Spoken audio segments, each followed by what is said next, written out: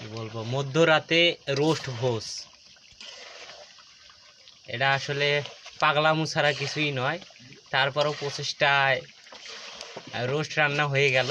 ইতিমধ্যে দই টই সব ধরনের সরঞ্জাম উপকরণ দেওয়া শেষ, রান্নাও প্রায় শেষ পর্যায়ে। কিন্তু আসল কথা হচ্ছে পোলাও এখনও রান্না হয় নাই, কিন্তু আমাদের রোস্টটা হয়ে গেছে। রেসিপি দেখতেছেন, বেশ লাল টকটকা একটা কালার চলে আসছে রান্নায়। দেখে মনে হচ্ছে জিভায় জল চলে আসলো। তার মধ্যে আবার রোস্টটা একটু কালো ভুনার মতো হয়েছে, কালারটা একদম ডিপ হয়েছে।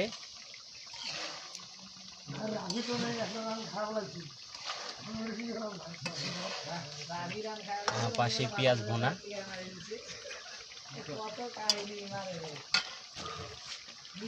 একদম গ্রামীণ পরিবেশে যে গরম, অর্থাৎ খড়ের চুলা, সেই খড়ের চুলায় রান্না হচ্ছে। লাকড়ির চুলা আর কি।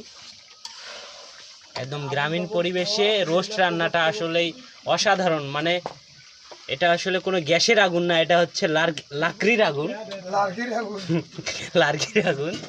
তো আসলে আমরা কয়েকজন মিলে আসলে এই প্ল্যানটা করছি। ইতিমধ্যে প্ল্যান বাস্তবায়ন করছে জোনায়েদ হোসেন রনি, যারা অক্লান্ত পরিশ্রমের মাধ্যমে প্ল্যানটা সাকসেসফুল। অসংখ্য ধন্যবাদ।